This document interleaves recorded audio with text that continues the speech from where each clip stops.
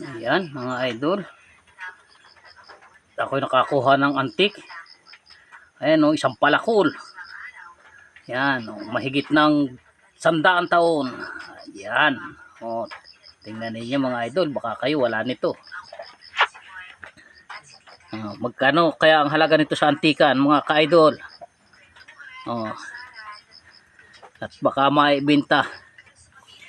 Timinana pa sa ninuno ng mga ninuno. Ayan o, ayan. Ayan. Nakuha, nakabaon na sa lupa. So ayan o, ayan. Mayroon pa ba ngayon yan? Wala na. Ayan. Baka mayroon makakalam sa inyo kung saan nabili ng mga antik na ganito. Ayan o, ayan.